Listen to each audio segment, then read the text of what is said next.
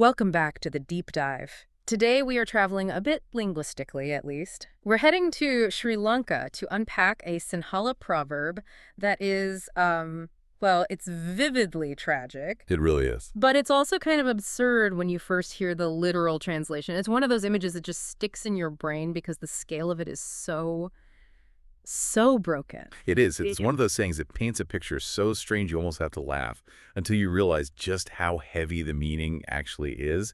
It combines extreme poverty, religious imagery, and planetary physics into one really terrifying sentence. Exactly. So I'm looking at the phrase Right. here in the notes. Huganaga, Patrayanahuravachavaga. Mm-hmm. And the translation I have, which I had to read twice to make sure I wasn't, hallucinating, is like Saturn falling into the beggar's begging bowl. That is the literal translation, yes. No hallucinations involved. Okay, let's unpack this immediately because that imagery is just wild. You have a beggar, right? The most grounded, destitute figure imaginable holding a tiny clay bowl. And then you have Saturn, a massive gas giant, the second largest planet in our solar system, crashing into it. Yeah. Physically, the physics of that are terrifying. It's catastrophic, and that is exactly the point. But to understand why this isn't just a funny cartoon image, but actually a really profound commentary on human suffering, we have to do what we always do. We need to dismantle it. Piece by piece. Word by word, we have to look at who the beggar is in this specific cultural context, why the bowl is described with a very specific, almost religious word, and finally, why Saturn is the villain of this story. Why not Mars? Why not a meteor? I love it. Let's start with the protagonist, or I guess the victim of our story, the beggar. The word used is hugana. Right, hugana, or sometimes you'll see yachaka. Now, on the surface, we know what a beggar is. If I ask you to define it, you'd say, oh, someone asking for money on the street. But the source material really emphasizes the backstory here. It's not just someone who doesn't have cash on them today. Yeah, reading through the notes, it describes a state of total asset loss. It feels much more permanent than just being broke. Precisely. The source defines the hugana as someone who has lost all the property and assets they once held. So it's a state of having fallen from a functioning life into a state where, well, where all income channels have completely dried up. So it's the end of the line economically. It is the baseline of existence. The definition hinges on dependency. They survive solely by asking others for help. They are relying entirely on the compassion of strangers just to move their life forward by a single day. They don't have a safety net. Their safety net is the mood of the person walking past them. The text paints a pretty grim picture of this daily reality, too. It's not just about the lack of money, it's the physical experience of it. No, it's visceral. It mentions the exposure, living without permanent shelter, hungry, exposed to the sun and rain day and night. And importantly, it touches on the social aspect, the disgust or scorn they often face from others. So when you are a higana, you aren't just poor, you are often invisible or worse, treated as a nuisance. So before we even get to the planet falling from the sky, we have to understand that the beggar in the proverb represents someone who is already at rock bottom. Right. That is crucial. If you miss that, you miss the power of the idiom. This isn't happening to a king or a merchant. It's happening to someone who already has nothing. The baseline is already a crisis. Okay, so that's the person. Yeah. Now let's talk about the object, the bowl. The proverb uses the word patraya, and I gathered from the reading that this isn't just the generic word for dish or plate. You spotted that. This is where the linguistic nuance gets really fascinating. Patraya is a term that, in Sri Lankan culture, is almost exclusively associated with Buddhist monks. Monks. So it's a religious word. Yes.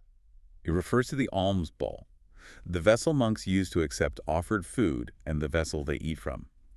It's a sacred object in that context because it facilitates a sacred transaction, the giving of alms or dana. So why apply a word reserved for holy men to a beggar? Is it irony? Is it mocking the beggar? Not at all. The source suggests it's about the performance of the act. Think about the physical dynamic. A monk walks the street, extending a bowl to receive food from the lay people. A beggar sits on the street, extending a bowl, or maybe just a plate or a hand, to receive food or money. The physical action is identical. Right. In both cases, you are acknowledging a lack. You are saying, I do not have, and I am relying on you who has. The source argues that this similarity in the transaction, the begging dynamic, is why this high-status word patraya gets linked to the beggar here. It creates a strange dignity for the object, doesn't it? It elevates the bowl. It does. It validates it as a vessel. The bowl represents the beggar's lifeline. It's the singular point of contact between them and survival. It's the interface. Exactly. The bowl is hope. It's the empty space waiting to be filled with sustenance. It's where the beggar expects to find rice, a coin, maybe a banana. It is the place where good things are supposed to land. Okay, so we have a vulnerable person holding out a vessel for hope, a sacred vessel in a way. And instead of rice, instead of a coin, they get Saturn. They get Hinahura. Hinhora, that's Saturn. Now, I'm a space nerd. I love astronomy. So when I think Saturn, I think distinct rings, gas giant, sixth planet from the sun, the Cassini probe. The source mentions this, right? It acknowledges the astronomical part. It does. It acknowledges that astronomically, it's the sixth planet, and, as the source notes, it's known for its beautiful rings. Beautiful rings. But that is where the astronomy ends and the astrology begins. Yeah. We have to shift gears here. In the cultural context of this proverb, which is heavily influenced by Vedic astrology, Saturn is not beautiful. It is the antagonist. The ultimate bad guy. The source explains that in astrology, Saturn, or Shani, is viewed as the primary bringer of misfortune to Earth's inhabitants. You'll hear terms like Senasuru Apalaya or Senasuru Mahada Shava. All right, I saw that. Apalaya, that's like a bad period, right? Yes, but it's heavier than just a bad patch. It represents a specific period of time, characterized by negative influences, obstacles, delays, just bad luck caused by the planet. It's the Lord of Karma coming to collect. It's not a momentary glitch. It's a whole season of suffering where everything you touch seems to break. So let's put this picture together. You are the beggar. You are hungry. You are exposed to the elements. You hold out your ball, hoping for just a little bit of help to get through the day. And what falls into your ball isn't food. No. It is the literal planet of misfortune. It is the embodiment of a curse. That is, I mean, talk about kicking someone when they're down. It's physically impossible, which makes it psychologically overwhelming. It's worse than that. And this leads us to the core meaning of the proverb. It's not just about having a bad day. It's about the compounding of misery. The source really digs into this scenario. It says it's an unimaginable layering of tragedy. Think about the beggar's baseline again. No assets, no income, dependent on others.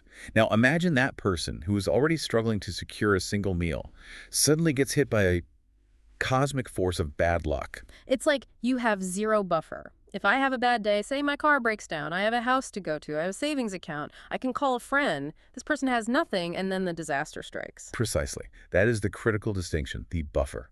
The proverb describes a situation where someone who is already suffering, maybe due to poverty, illness, or legal issues, faces a sudden, new, and overwhelming calamity. It's not just bad to worse, it feels like bad to impossible. It is. Mm-hmm. It's a person at the lowest possible level being pushed even further down, both mentally and physically. The source says it explicitly. It's a fall from an already low place to even deeper misery. The bowl was their only mechanism for survival, and now it's not just empty, it's crushed. It reminds me of some other sayings we have in English, like, when it rains, it pours. That's close. That's a cousin to this idea. But when it rains, it pours can apply to minor annoyances. You know, you spill your coffee and then you miss the bus and then you forget your umbrella. True. Saturn falling into a becking bowl feels a lot heavier than spilled coffee. It feels existential. It is. The source actually brings up some comparable Sinhala proverbs to help triangulate the meaning. These comparisons are really helpful to see what makes the Saturn proverb unique. Oh, right. The frying pan one. Yes, falling from the frying pan into the fire. Kabalin lipari the fima. Which we use in English, too. That one is pretty clear. You're in a hot situation and you move to a hotter one. Exactly. It implies a transition. You escaped the pan, but you landed in the fire. It's just a progression of events where you tried to move and failed. And then there was the one about the bull. This one made me laugh in a dark way. It's so visceral. The bull goring the man who fell from the tree. That is graphic. So let me get this straight. You fall out of a tree, which already hurts. Maybe you broke a leg, you're winded on the ground, and while you're lying there, a bull comes along and gores you. It's a very similar energy to the Saturn proverb. It speaks to consecutive misfortunes. First the fall, then the attack. It captures that feeling of, really, this too. So how is the Saturn proverb different? Why do we need the beggar and the planet if we have the guy and the bull? The source makes an interesting distinction here. It's about the vulnerability of the subject before the event. What do you mean by that? Well, the man who fell from the tree was presumably fine before he climbed it. The fall was an accident. It was a singular event. Okay, I see. But the beggar defines a permanent state of need. The beggar didn't just fall into poverty yesterday. The proverb implies This is their existence. They are statically vulnerable. The bowl defines a permanent state of asking. And the force involved. A bull versus a planet. That's the other key difference. A bull is an animal. It's dangerous, but it's earthly. You can theoretically dodge a bull. Saturn is destiny. You cannot dodge a planet. The Saturn proverb implies a total lack of agency. It feels like a divine decree that this person must suffer. That is bleak. It is bleak. But strangely, the source suggests it's also empathetic. How so? It sounds horrifying. Because it removes the blame. In many societies, there's a tendency to blame the poor for their poverty. We say things like, why don't you just get a job? Or pull yourself up by your bootstraps. Right. We assume it's a failure of effort. Exactly. But if you look at someone and say, it's like Saturn falling into his begging bowl, you are acknowledging that this person is fighting a battle against forces they cannot control. You can't blame the guy for the planet falling on him. It frames the narrative differently. You aren't just failing, you are the victim of a Senasuru Apalaya. It externalizes the fault. Right. You held out the bowl for food. You didn't ask for Saturn. Saturn just fell. It invites the listener to suspend judgment and offer pity. So how do people actually use this, like in conversation? I assume they aren't talking about astrology constantly. You would use it when someone who is already enduring difficulties, let's say they're fighting a lawsuit or they're battling a long-term sickness, is suddenly struck by a totally separate external disaster. Like, let's make it concrete. Say you're unemployed, struggling to pay rent, you're in that beggar state of vulnerability, and then your car engine explodes. Exactly. Oh. Or let's take a medical example. Someone is dealing with a chronic illness, they are weak, they are financially drained from treatments, and then their house floods. It's that feeling of, really, now? It's recognizing that the universe doesn't seem to care that your plate or your bowl is already full of problems. And in fact, it fills that bowl with the one thing you didn't need. More problems. You'd use the phrase to express shock to a third party. Did you hear about Anil? He's been out of work for a year, and now he's been diagnosed with this condition. It's truly higanago patraya hinavara. It validates the experience. It's not a pep talk. It's a witness statement. I witness your tragedy. Yeah. Exactly. It acknowledges the absurdity of the suffering. It acknowledges that, yes, this is as ridiculous and unfair as a planet falling into a begging bowl. It's interesting how language evolves to categorize these specific shades of suffering. We don't just have one way to say, I'm having a bad time. We have specific idioms for, I was already doing poorly, and then the cosmos decided to crush me. It's a survival mechanism, I think. Yeah. If you can name the demon, you can at least acknowledge it. The ancestors who coined this phrase knew that life could be unfairly cruel. They coined a phrase to categorize it so they could talk about it. I want to circle back to the bowl for a second, the patraya. Go on. The source mentioned that the bowl is the place where the beggar expects to receive a thing. A coin, rice, a curry. It's a vessel for tangible help. Yes. But Saturn isn't a physical object you can hold in a bowl. It's a force. It's a concept. That's a beautiful observation. The bowl is meant for sustenance, for survival. Saturn represents the abstract force of destiny, or time, specifically bad time. So you have the tangible need of the human colliding with the intangible cruelty of fate. And the vessel breaks. I mean, metaphorically, the bowl can't hold it. The bowl, the beggar, the entire situation is overwhelmed.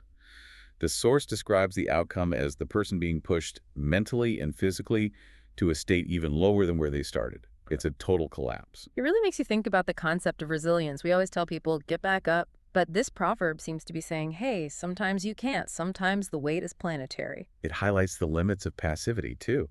We're told that if we are humble, if we ask nicely, if we hold out our bowl, the world will provide. But this proverb says, sometimes the world doesn't care about your humility.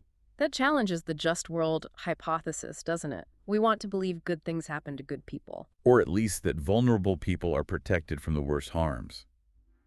This proverb shatters that illusion. It says, no, sometimes the universe sees a vulnerable person and decides to crush them anyway. Which is a hard truth to swallow. But maybe that's why the proverb has stuck around for so long. It rings true. It does. It's a very empathetic proverb in its own strange way. It recognizes that there are forces bigger than our individual will. It recognizes that sometimes a person is simply overpowered by circumstance. And it creates a bit of sympathy for the beggar figure, doesn't it?